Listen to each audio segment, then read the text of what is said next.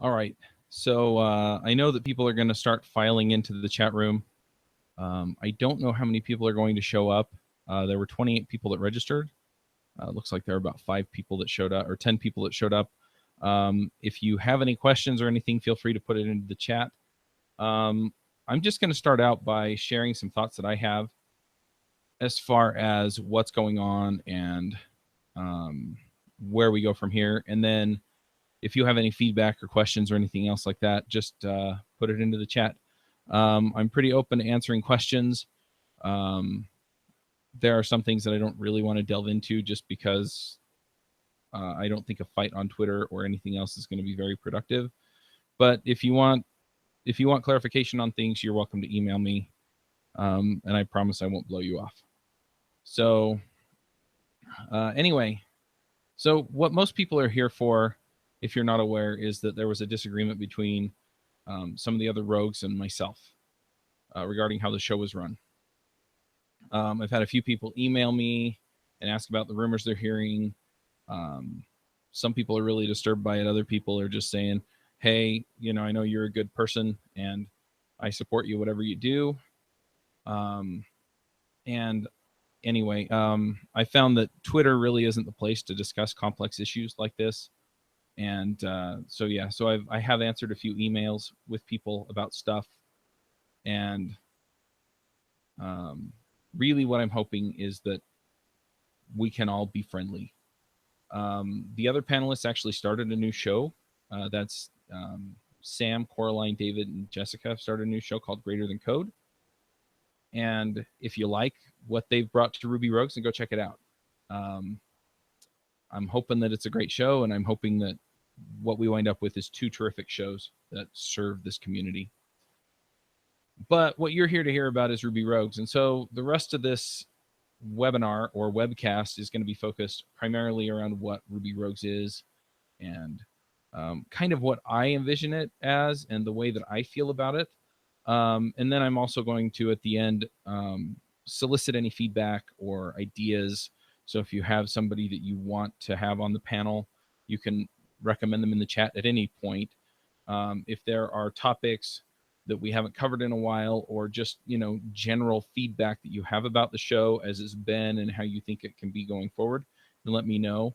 There are a lot of things that I think I want to do a little bit differently from the way that it's been done over the last year. But and that's not a slight on anybody, but there are certain things that I think the show is about that we've neglected, and I want to get back to that. So anyway, speaking of getting back to that, the show started back in May of 2011. James Gray posted a tweet, and he mentioned that he wanted to see a panel show for Ruby. And I'm a big fan of the Twit.tv shows with Leo Laporte. And I'd been thinking the same thing, but I never actually acted on it until he brought that up. So we got together and we pulled together a show.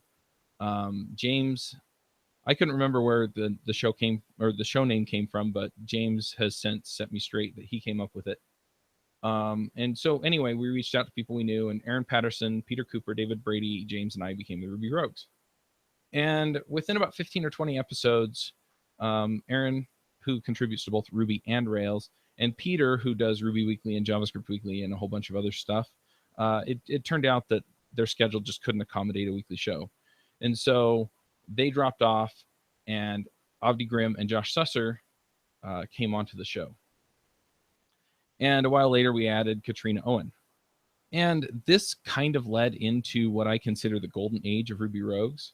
And again, we've had other terrific panelists, we've had terrific guests, but this was when I most enjoyed producing the show, and when I felt like things were really the best on Ruby Rogues, both in terms of what we were putting out, as well as the feeling of camaraderie and friendship and just doing great things for the Ruby community. I think part of it was that we all came from very different, in some cases, backgrounds and worldviews. But at the same time, we could come together and we could discuss that. We could discuss Ruby. We could discuss whatever we wanted. And we wouldn't offend each other, even if we had these differences of opinion. and it was just really terrific. And everybody really cared about each other. We all felt like we were a team, and the community around the show felt like they belonged to the panel, or the panel belonged to them. However you see that relationship, it all felt like we were all part of the same community, and it was really awesome. And the show was about our mutual love for Ruby and programming. And I'm going to hold off giving you my conclusions about what the show is, but this is a part of it. This is a large part of what I'm looking for in Ruby Rogues and in the panel, is to have that feeling of togetherness and things like that. You know, I want the difference of opinion. I want the difference of background. I want to challenge the way people think about things. I want people to come on the show as panelists and challenge the way I think about things, because I don't get everything right. But at the same time, you know, I want it to be this free flow of ideas and this open discussion of why things are the way they are. And that's what I felt like we had at that time with Ruby Rogues. And, you know, we've had it at other points throughout the show, but I felt like it was most consistent then. And that's part of what I'm looking for. Another reason, or another thing that I feel like I need to discuss openly and publicly about the show, is why I do it. When I started the show with James, it was mostly because I felt like it would be cool to talk about Ruby every week with the group of people that we wound up pulling in as the panel on Ruby Rogues. However, my why has changed, and it's changed mostly because of the community around the show. I can't tell you how many times I've gone to a conference and gotten feedback about the show and why people love it. And just having that, you changed my life, or you convinced me to make this change in my career, or we were trying to work through this issue at work and it turned out that your show was exactly what we needed to hear. And so I felt like we were making a difference. I found this cheesy quote. I was listening to 48 Days podcast with Dan Miller, and he actually read it. It's attributed to an 11th century monk. And I don't know if that's actually where it came from, and it doesn't really matter, but it really does encapsulate in some ways the reason why I do Ruby Rogues and why I do the podcast in general. So I'm going to read it, and hopefully that gives you some ideas as far as what I'm after with the shows. Because I think the feeling of this quote really covers what I'm doing. So it starts, "When I was a young man, I wanted to change the world. I found it was difficult to change the world, so I tried to change my nation. When I found I couldn't change the nation, I began to focus on my town. I couldn't change the town, and as an older man, I tried to change my family. Now, as an old man, I realize the only thing I can change is myself, and suddenly I realized that if long ago I had changed myself, I could have made an impact on my family. My family and I could have made an impact on our town. Their impact could have changed the nation, and I could indeed have changed the world." And I feel like this is central to why I do this at this point. Why do the podcast? Well, besides having the opportunity to challenge my own thinking based on the thinking of others that we bring onto the show, be it guests or regular hosts, it's an opportunity for me to change myself. But we have several thousand listeners that listen every week. And so this is also an opportunity to help influence those people to be better programmers and to be better people, and through that to impact the world. And that's what I'm about. So I don't feel like there's any single programmer at Facebook or Twitter that can claim that they changed the world. You know, there may be the person who came up with the original idea. So maybe Mark Zuckerberg, or I forget the guy who invented Twitter. I know Evan Williams was involved, and I'll come up with his name later. Anyway, but so they may be able to claim impact on the world through those systems, but eventually they brought in teams of developers that made that difference. And, you know, those people are people who influence the teams at the company, thereby influencing the company and thereby influencing the world. Facebook and Twitter's impact on the world is not just through the people who use it, but also their impact is felt, especially in our software communities, as people who work there and contribute there. Jack Dorsey, thank you, Drew. As people contribute and make a difference. And so what I'm hoping to do, even though I'm not perfect, is to help you as podcast listeners and programmers and people to do better and to have the impact that you should have in the world by having that impact in teams or at conferences or wherever it is that you have reach. And I've really felt that, especially over the last few days. I've gotten a few emails. I'm not going to name names, just because, you know, there are people who are upset with me on the internet, and I don't want to cause these folks any problems or drag them into any of that. One of them says, for a long time, Ruby Rogues was the only podcast I followed at all, and it and the Parlay list were one of my main sources of tech news. But of late, there has been almost no traffic on the Parlay list, and I haven't found the Ruby Rogues podcast very compelling. So this tells me that we did have an impact and that we haven't had an impact lately. I hope that you can find a group that turns that back around. But if not, I'll just have to start listening to JavaScript Jabber. I think that was a little attempt at humor. And I really enjoy producing JavaScript Jabber as well. But yeah, so the last line is, thanks for all the hard work you put into the podcast. See you on the internet. So we made a difference for this person. You know, maybe we were failing them lately, but we made a difference for this person. Another listener wrote in, I love it no matter who you decide to have on. Great job keeping it going. In other words, you know, they get something out of it every week, or at least often enough to where they want to keep coming back. Another person wrote in and said, I'm sorry to see you go through this. I am unaware of anything going on. That is until your email came, because I sent an email out about having this discussion. I wish you the best, and it's true. Things happen for a reason. Follow your path, Chuck, because you've made such an impact on beginning developers like myself. Now is the time for you to hear the positive. So take this time to thank you for all your contributions to the community. Those are just 3 examples of emails I got over and over and over again, from people who feel like Ruby Rogues has been a part of their life and has helped them advance, be they beginners or intermediate or advanced programmers. So that is, for me, why I do this, is because I know that it makes a difference for some of you out there. I know some people they listen to it kind of for entertainment. That's fine too. But the fact that I can have an impact on many more people through the show than I can by engaging with people one-on-one is really empowering to me. And I do try and reach out and help people one-on-one when I can, but I can't always do that. And that's where the podcast really lends itself, is because then there are hundreds or thousands of people who hear the show and really feel that impact.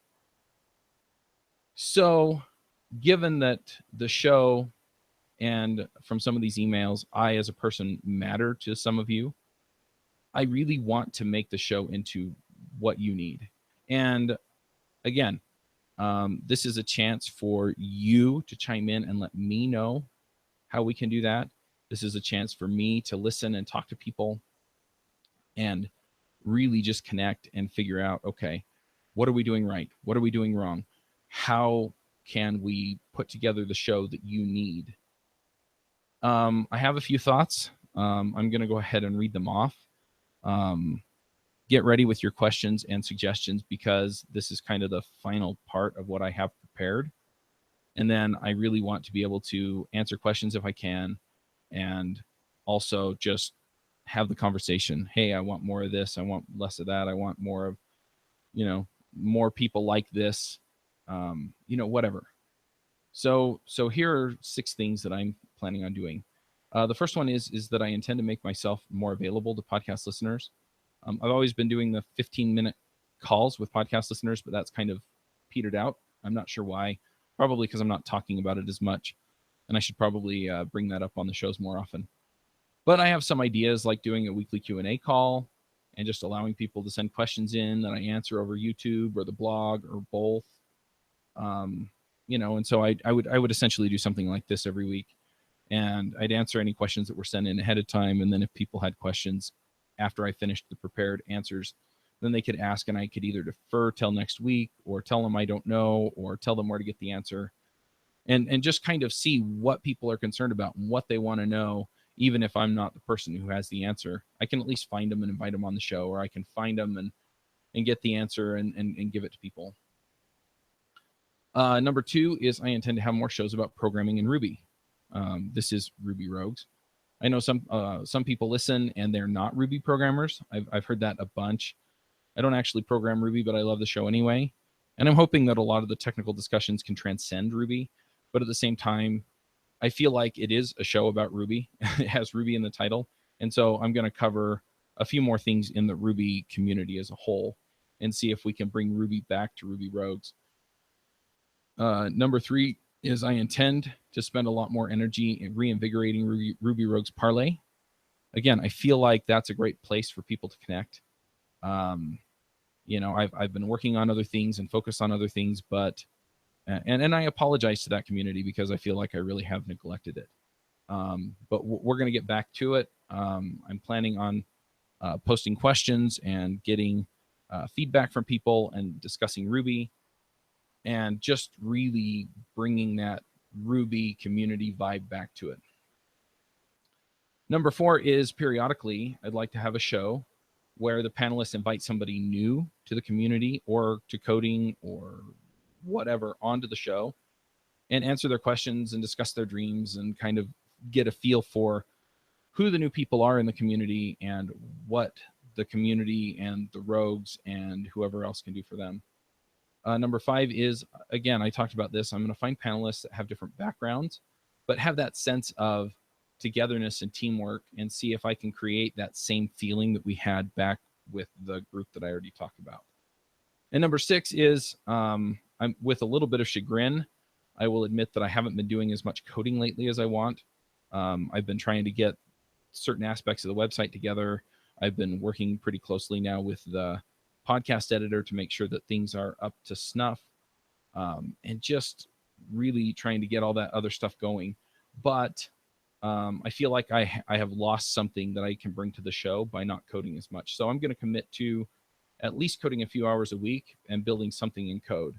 In fact, I may actually record it as a video. I'm not committing to that because I don't know exactly what that's going to look like, but there's definitely that there.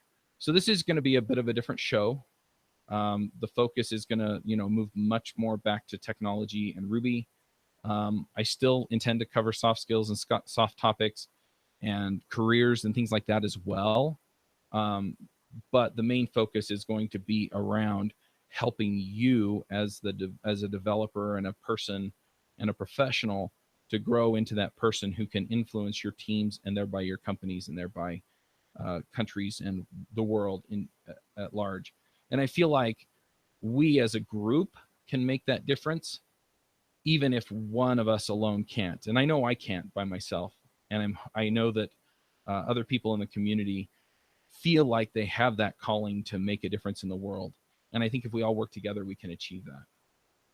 So anyway, if you've been holding back your feedback, there is a chat room. So go ahead and share it. What else can we do to make this show into something that you love? Or, something that you love as much as I've really loved being a part of the show. If you have questions, I'm happy to answer them. If you have feedback, I'm happy to hear it.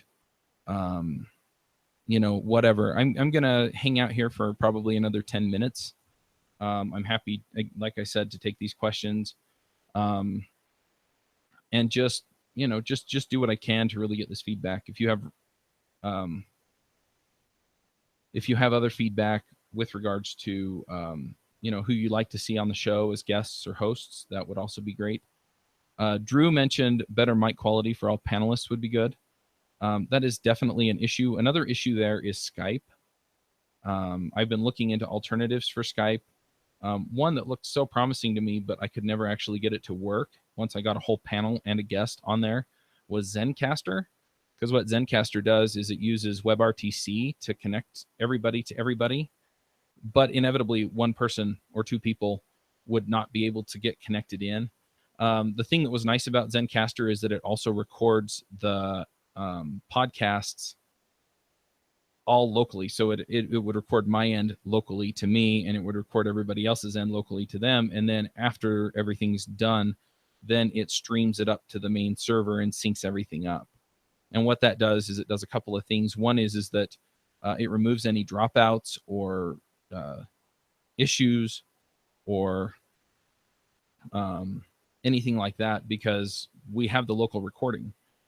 And then the quality gets better because there's no network latency on any of it. And if I'm having issues with my internet connection, then that doesn't affect things and things like that. I've had a few people recommend that we just basically do double enders, which is everybody opens their own recording software, records it, and sends it up. I've tried doing that a few times with different shows, and it turns out to be kind of an issue of herding cats when you have 5 or 6 different recordings that you're trying to get together. And we almost always wound up using the master recording that had everybody in it. So I'm definitely looking into these issues and trying to figure them out, because I want this to be a top produced show that sounds really, really good, but at the same time has that free flowing feel of a conversation about a particular topic that people are interested in. Mark says, love the idea of bringing more Ruby into the show. Do you think there will be a delay before the next show is released? Mark, no, there's not going to be any delay. Next week we have Jerome Hardaway from Vets Who Code, his episode is going to be released. That's the last episode with the full panel before people left the show. And it was a really excellent episode, so I hope everybody goes and listens to it. I also think it's a terrific cause. I have some pretty deep feelings about veterans, and I think that we should do better to take care of them. And so I'm excited to sort of show off the fact that even the coding community has reached out and has taken care of people who have put their life on the line for us. The show after that will be this. So however long this is going to show up as a podcast episode. And that just gives people kind of a clean break and a clear understanding of what the show is going forward, so that we can make all of this work. The episode out after that is going to be an interview that I did with Noel Rappin. He was scheduled to come on the show anyway. We chatted. We decided that we may as well just go ahead with it anyway. And so it's just he and I, and we have that conversation. So we have at least 3 weeks of episodes. That gives me a little bit of time to pull a panel together and make it work. Jordan pointed out that the editing could use more work too. And I posted a YouTube video basically apologizing for the quality of the editing over the last 3 or 4 episodes. And it's pretty embarrassing when that kind of stuff happens. That said, I did hire this company like 2 or 3 weeks ago, and they've been working on getting these episodes together, and we're working things out so that it doesn't happen anymore. And if they can't figure it out without me babysitting them all the time, then I'll find somebody else. But so far they've been pretty cooperative and have done pretty well at cleaning up their act. They also posted the video or the episodes back out without those issues in them. So I'm feeling pretty confident about that. Now, I haven't gone back and listened to verify that, but they said they did, and I believe that they did. So I'll go listen to those and make sure that they're cleaned up. But yeah, editing sometimes is an issue. And as I said, I've got somebody new working on it, and I'm just working out some of the kinks. So yes, I appreciate the feedback, and I am working on that for sure. So Drew chimed in and said, my favorite episodes are the ones where you bring on people that are doing Ruby, Rails, Sinatra for open source projects, or building a company. For example, getting GitLab guys and girls on the show would be cool. I agree. That's definitely something that I'll put on the list. Karuna says, I look forward to watching you code. That sounds like an amazing idea. Currently, I'm part of an online full stack web dev program. Can there be an episode regarding any tips, resources on how to find a junior developer position? Karuna, you are in luck. I am working on a book on that right now. I've done 2 webinars to that effect. One of them is called 5 Mistakes That Are Keeping You From Finding a Job. And it's pretty well focused around this. It's pretty high level advice. I did have a lot of people ask questions, so I did get into the weeds on a lot of things. The webinar is about an hour and a half, and I'll see if I can find a link afterward and shoot you an email with that in it.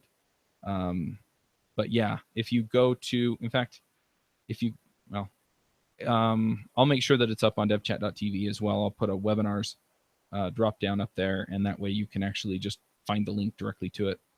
And I'll do that right after this recording, and that way you can just go straight there. And then I'll put a link to it in the show notes as well. Overall, I really appreciate everybody coming and jumping on and letting me know what you think. I really want this to be one of the best shows out there, and I feel like we can do that. I feel like I'm really focused to get that done. I'm not the kind of person that's gonna. I don't dwell on the past. I just, I try and learn from it, and then I just move forward. So I'm really hoping that's what we can do here, and we can put out a terrific show for people doing Ruby and for people who are programming in general, and really helping people become the kinds of people that make a difference out there for good in the world.